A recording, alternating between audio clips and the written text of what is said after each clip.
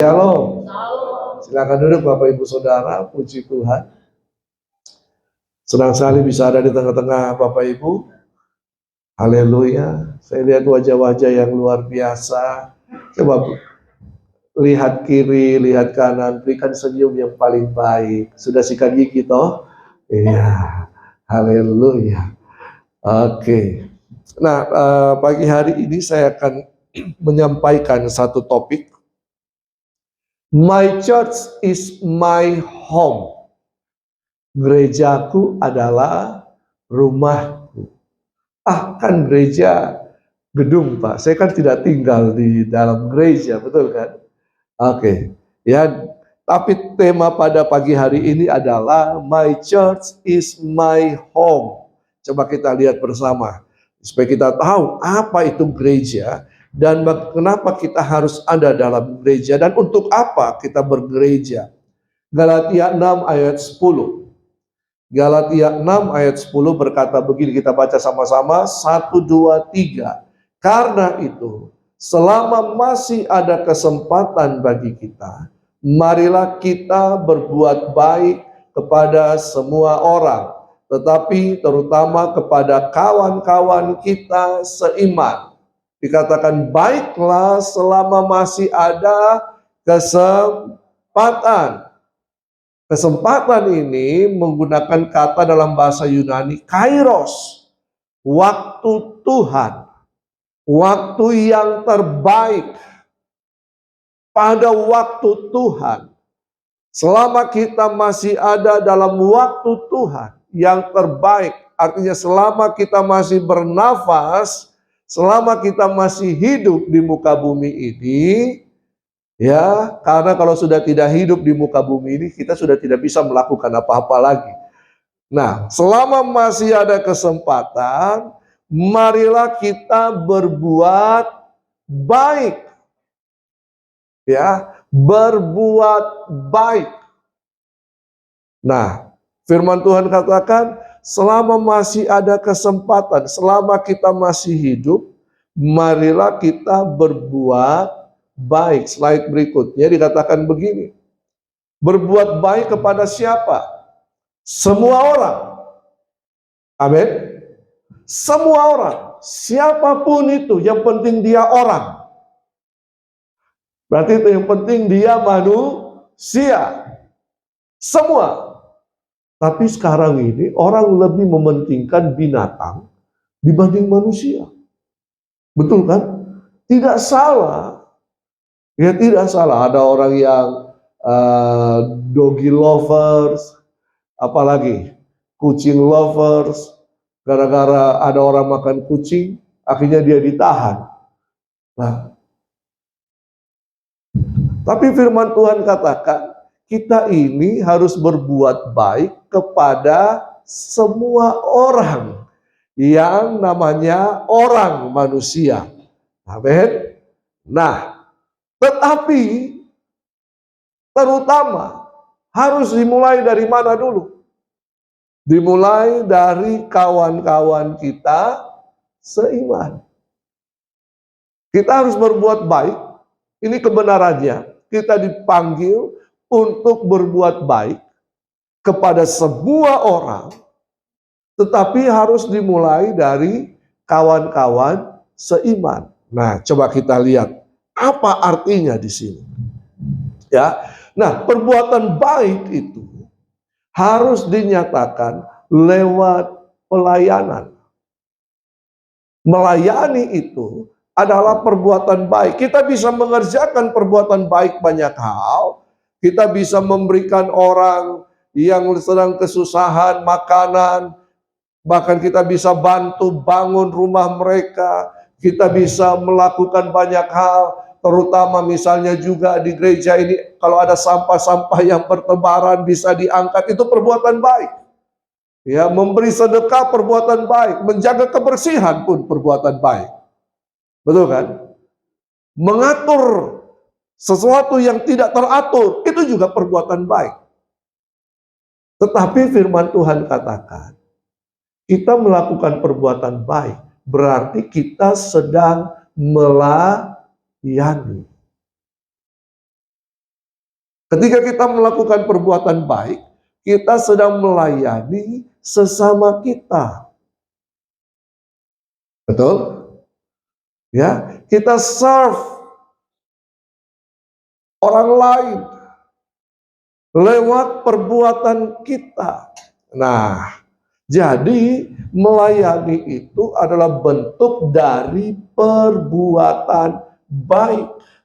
Di manakah awal dari melayani itu? Di mana kita belajar untuk melayani sesama kita? Dimulai dari rumah, betul kan? Setuju apa tidak setuju, tetap semuanya berawal dari rumah. Kita dibesarkan di rumah, kita dilatih di rumah, latihan nyapu di rumah, latihan membersihkan kamar di rumah, pasang spray di mana? Di rumah, betul kan? Belajar masak di mana? Di rumah. Belajar potong-potong sayur di mana? Di rumah. Betul kan? Dimulai di mana? Dari rumah. Nah, gereja bukan hanya berbicara soal gedung. Gereja bukanlah gedungnya, bukan pula menara, betul kan? Gereja bukan gedung, berbicara hanya gedung. Gereja bukan hanya berbicara soal organisasi, sinode A, sinode B, sinode C, ya aras gereja A, B, C, D, E, dan seterusnya. Tetapi gereja berbicara saya, Bapak, Ibu, Saudara yang percaya kepada Yesus Kristus Tuhan. Amin. Gereja juga berbicara keluarga Allah. Gereja berbicara rumah. Nah, Titus 2 ayat 14 berkata begini. Yang telah menyerahkan dirinya bagi kita. Siapa yang telah menyerahkan dirinya bagi kita? Yesus Kristus. Mati di kayu salib. Untuk apa? Supaya kita yang harusnya binasa tidak binasa, betul kan? Terjadi pertukaran. Dia telah menyerahkan dirinya untuk mati supaya kita yang seharusnya mati mendapatkan kehidupan kekal. Dia telah menyerahkan dirinya bagi kita untuk apa lagi? Membebaskan kita dari segala kejahatan. Menebus kita supaya kita berpindah daripada kegelapan yang identik dengan kejahatan, perbuatan dosa, dan segala sesuatu yang tidak baik, dipindahkan ketika kita percaya Yesus kepada kerajaan terang. Amin. Nah, untuk apa? Menguduskan bagi dirinya. Kata kudus itu berarti dipisahkan. Sejak kita percaya Yesus Kristus Tuhan, kekudusan itu sudah ada dalam kehidupan kita. Kekudusan itu tidak dikejar, kekudusan itu harus dikerjakan. Amin. Bukan berarti ini tidak baik. Berdoa itu baik. Doa puasa itu sangat baik. Tapi kalau doa puasa dengan tujuan untuk dikuduskan, salah.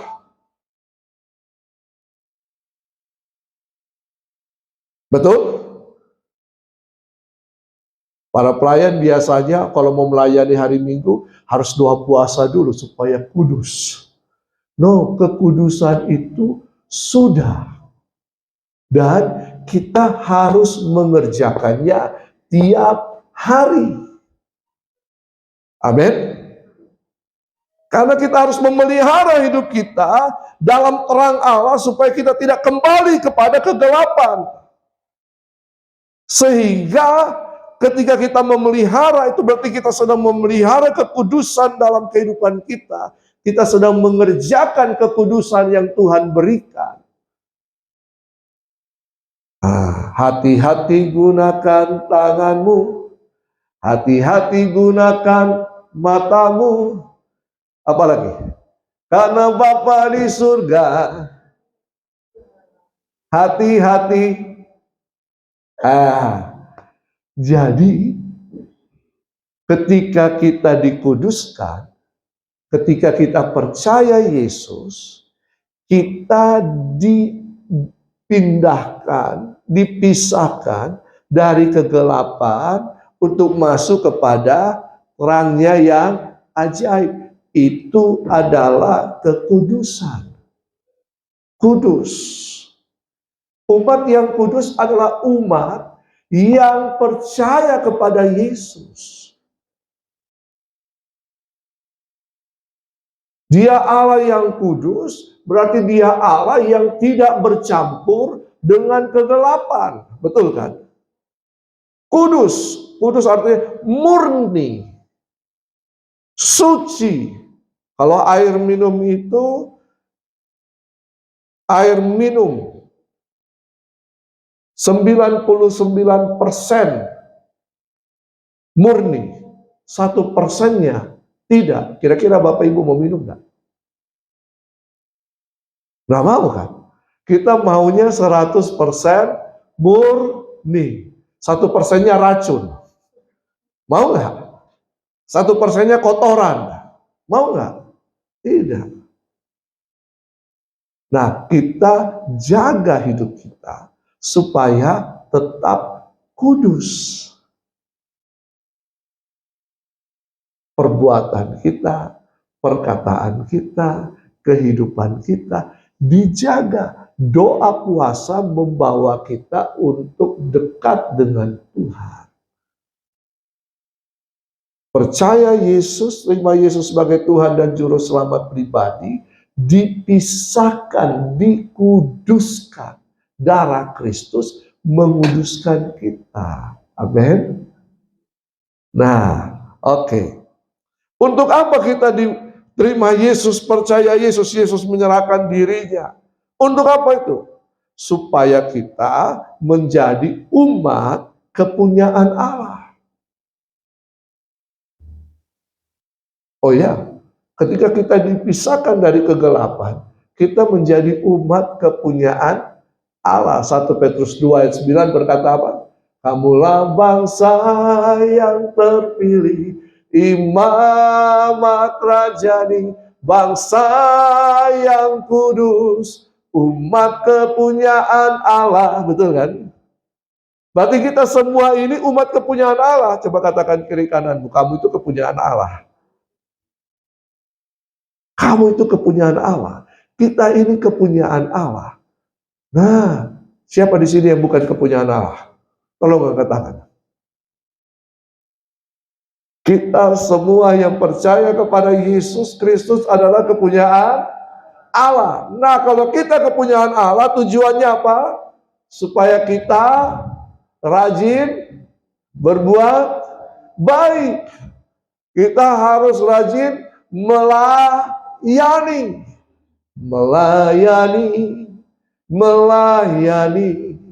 lebih sungguh. Melayani kalau dia baik padaku. Begitu? Halo Bapak Ibu yang di belakang. Nanti kalau ada orang yang baik dengan kita baru kita layani. Halo yang di sini, kiri kanan saya, depan saya, gimana? Melayani itu tanpa pamrih. Melayani itu untuk semua orang. Tidak dikatakan hanya golongan orang tertentu. Semua orang, terutama apa? Kawan-kawan kita seiman. Nah, coba kita lihat. Slide berikutnya. 1 Petrus 4 ayat 10. 1 Petrus 4 ayat 10 berkata begini. Layanilah seorang akan yang lain.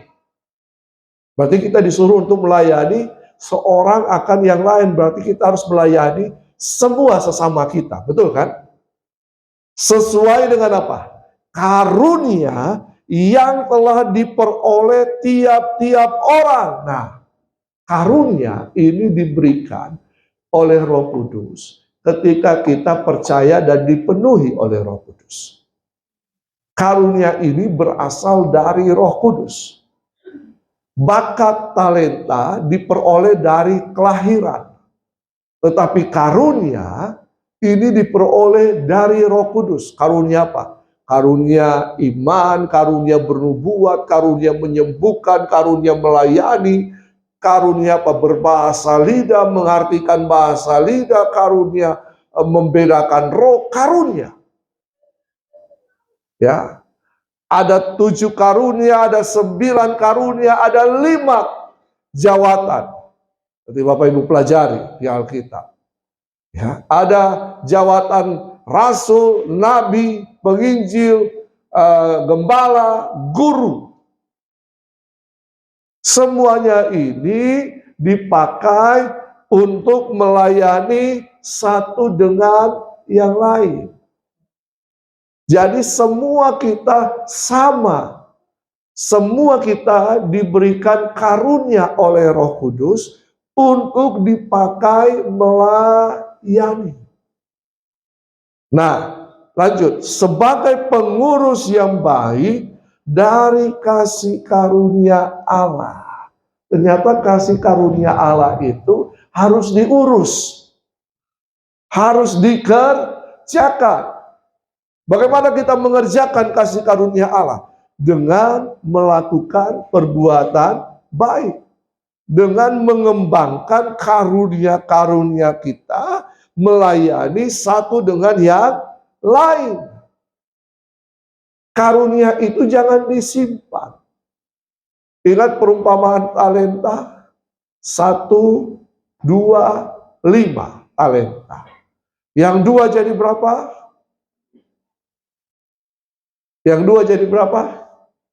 Pernah dengar kisah perumpamaan talenta ini? Yang 5 jadi berapa? Yang 2 jadi 4. 100%. Dikerjakan, menghasilkan 100%. Yang 5 jadi berapa? 10 kurang. 10 plus 1. Satunya dari mana? Yang 1 talenta, bonus. 1 talenta dia simpan.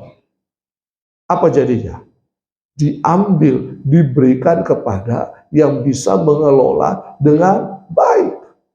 1 talenta itu bernilai mahal. 1 talenta itu kurang lebih sekitar 34 kilogram emas. Sekarang emas berapa 1 gram? 1,5. Bisa ditawar? Tanya ke nanti. Ya bisalah, tawar 10.000 bolehlah. Ya. Kali 1.000 kali 34. Berapa itu? Berapa M? Ember. Banyak. Cuma tidak mau dikerjakan. Disimpan. Diambil oleh Tuhan. Dikasih kepada yang lain. Kita harus mempertanggungjawabkan setiap karunia yang Tuhan kasih. Mau tidak mau, setiap kita minimal punya 1 karunia. Amin. 1 karunia. Nanti baca Roma 12, 1 Korintus 12, Efesus 4, ayat 10-11. Baca. Roma 12, 1 Korintus 12, Efesus pasal yang keempat. Baca di situ. Itu karunia-karunia. Nah, oke, kita lanjut. Dikatakan sebagai pengurus yang baik. Dalam bahasa Inggris pengurus itu menggunakan kata steward. Pengurus, steward, ya. Dalam bahasa Yunani, oikonomos. Oikonomos, katakan oikonomos. Oikonomos. Oikonomos ini, Bapak Ibu pernah dengar kata oikonomos? Pernah nggak? Yang kuliah di ekonomi pernah nggak? Ada yang kuliah ekonomi? Ada nggak? Yang suka ekonomi? Suka uang. Oikonomos itu erat kaitannya dengan ekonomi. Aha. Nah, oikonomos itu asal kata dari ekonomi. Ekonomi berasal dari oikonomos. Nah, oikos terbagi dua. Oikonomos ini terbagi dua. Oikos dan nomos. Oikos itu bicara tentang rumah tangga. Nomos itu aturan. Jadi oikonomos itu adalah aturan rumah tangga. Aturan di rumah. Betul? Nah, apa yang ada di rumah? Aturan apa yang ada di rumah? Yang papa mama. Aturan apa yang ada di rumah? Loh. Halo? Aturan apa yang ada di rumah? Untuk anak-anak apa aturannya? Ayo. Menyapu aturan kan? Betul kan? Iya kan? Membersihkan tempat tidur aturan kan? Cuci piring. Siapa yang punya anak di sini? Kita ajar apa anak kita? Jaga kebersihan. Jangan buang sampah sembarangan. Kalau main harus dibereskan. Itu namanya aturan rumah tangga. Tidak tertulis tapi harus dikerjakan. Betul kan? Setiap orang di rumah aturannya harus menjaga rumahnya dengan baik. Betul kan? Setuju? Setuju? Atau tak bongkar itu rumah? Jaga, paling tidak jaga kebersihan. Kalau lampu tidak dipakai, dimatikan. Betul ya? Ini aturan. Tidur jam bagi anak-anak. Tidur jam berapa? 10. Aturan. Di mana kita belajar aturan? Di dalam rumah. Di mana kita belajar disiplin? Di mana kita belajar bekerja? Di mana kita belajar saling melayani? Dalam rumah. Nah, Bapak Ibu yang punya anak, atau masih ada anak-anak di sini, ya kita walaupun orang tua kita tetap anak. Nah, coba perhatikan. Ada anak yang suka nyapu. Betul? Ada anak yang suka nyetrika. Dia tidak mau kalau cuci baju. Kalau nyetrika dia mau. Ada anak yang suka cuci baju. Main air. Ada anak yang suka masak. Betul kan? Betul apa betul? Atau ada anak yang kerjakan semuanya? Ada enggak, Bapak Ibu? Ya? Mamanya itu. Mamanya itu. Tapi paling tidak di rumah itu ada aturan kan? Semua harus terlibat bersama di dalam rumah kan? Harus ikut berkontribusi dalam rumah. Harus berfungsi di mana? Dalam rumah. Nah, firman Tuhan katakan begini. Galatia 6 ayat 10. Karena itu, selama masih ada kesempatan bagi kita, berarti selama kita masih tinggal di dalam rumah, marilah kita berbuat baik kepada semua orang. Apa? Saling melayani, tetapi terutama kepada kawan-kawan kita seiman. Dalam terjemahan King James Version dikatakan begini, kawan terutama kepada kawan-kawan kita seiman, especially unto them who are of the household of faith. Apa itu household? Household ini dalam bahasa Yunani memakai kata oikios, oikos. Artinya rumah tangga, gereja. Halo, selama masih ada dalam rumah, harus berbuat baik. Sama, pengurus yang baik, oikonomos itu berbicara tentang aturan rumah tangga. Di mana? Dalam rumah. Gereja adalah rumah kita bersama. Betul? Katakan kiri kanan. Gereja itu rumah kita bersama. Kalau gereja rumah kita bersama, saya Bapak Ibu bukan ada tamu di sini? Nggak ada. Betul kan? Katakan kiri kanan, kamu itu bukan tamu. Walaupun saya tamu pembicara, ya toh, tapi saya kenal Om Denny, Bu Gadis sudah lama sekali, ya, saya bukan orang lain bagi mereka. Kita ini bukan tamu. Kita ini adalah penghuni rumah. My church is my home. Kita ini penghuni rumah. Walaupun ada yang sudah pergi merantau, kembalinya kemana? Ke rumah. Betul kan? Ada yang merantau di sini? Ada yang dari Toraja, dari Marumpu sana? Ada? Ada enggak? Dari mana? Dari Luwu, Palopo sana, dari Jawa, dari mana? Dari Papua, dari mana? Ada? Ada? Kita lagi merantau. Nanti kalau mau pulang kampung. Itu secara jasmani. Secara rohani, gereja adalah rumah. Nah, oke. Setuju? Gereja itu adalah rumah? Setuju nggak? Nah, kita bukan tamu. Kita orang yang tinggal dalam rumah.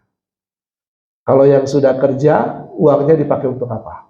Anak-anak yang sudah kerja masih tinggal dalam rumah.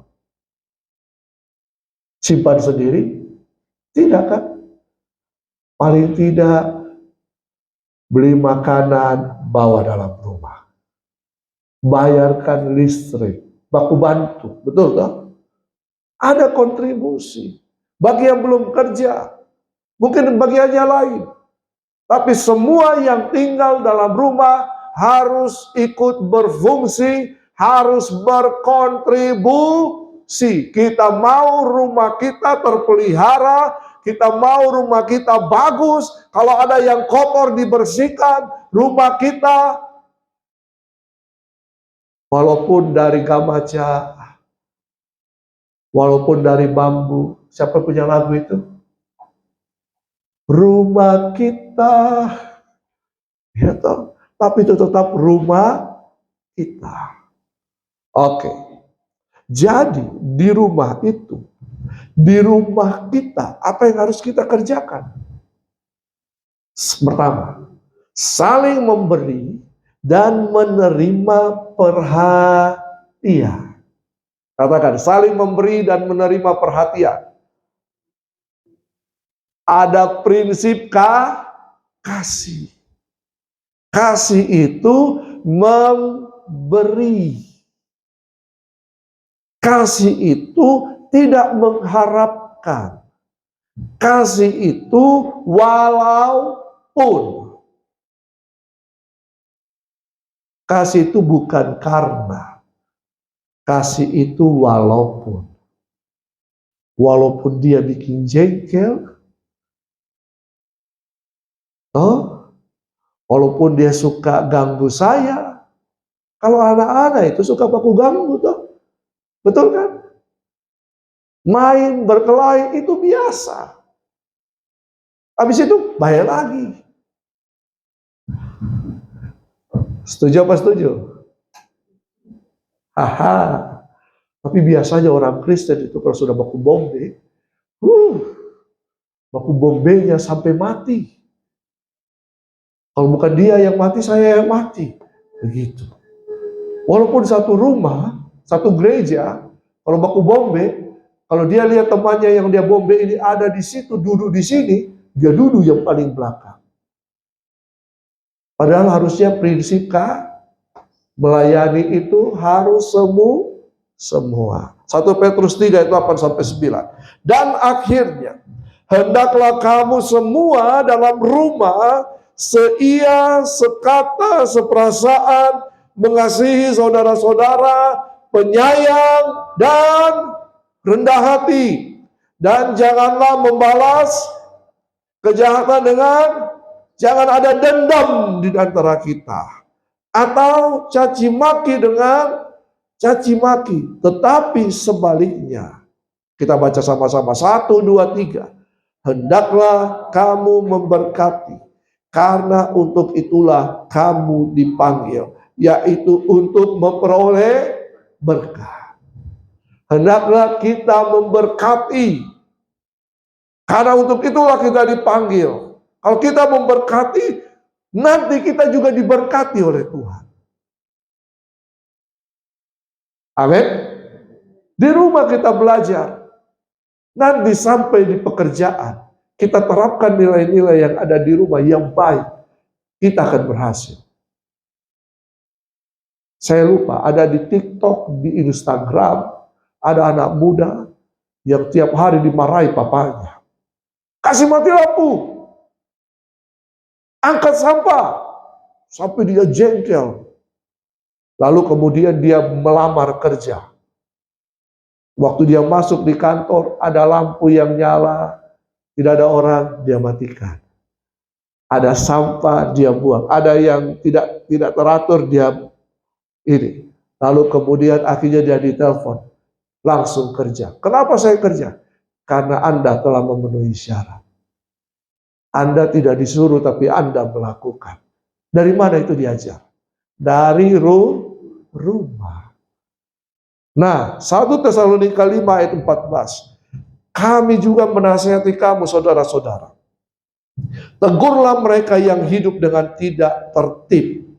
Hiburlah mereka yang tawar hati. Belalah mereka yang lemah. Sabarlah terhadap semua orang. Ini terjadinya di mana?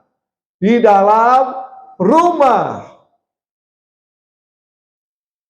Kakak bisa tegur adik.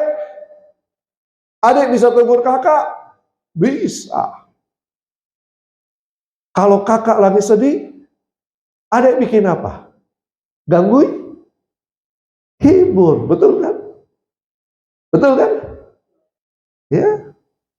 Adik lagi sedih, kakak hibur. Itulah di rumah. Saling memberi dan menerima perhatian. Yang kedua, di rumah kita diajar untuk memaksimalkan karunia. Di rumah yang tidak tahu masak, akhirnya jadi bisa masak. Di mana itu? Di rumah. Biar begini-begini, kalau saya disuruh masak, saya bisa masak. Karena anaknya papi dan mami saya, laki-laki semua. Kami berempat bersaudara. Saya paling tua. Kalau mau coba tumis sayur, saya jago. Ya, karena biasa ada kangkung di pinggir rumah. Saya petik, malam-malam saya masak sendiri. Ya, ada ikan apa, masak sendiri. Ya. Cuci baju sendiri. Setrika baju sendiri. Di mana? Di rumah. Paling tidak dasar-dasarnya saya tahu. Setelah itu saya mengembangkannya sendiri. Iya kan? Gimana ibu-ibu? Betul toh? Belajar masak di mana? Di rumah sama siapa? Sama mama toh? Kalau tidak tahu mama, kalau masak ini apa-apa bumbu-bumbunya? Di mana itu? Di rumah. Biasanya orang tua paksa kita dulu, benar, iya. Tapi lama-lama jadi kebiasaan, terbiasa. Oke. Yang terakhir, yang ketiga. Di rumah kita terjadi apa? Saling meringankan beban.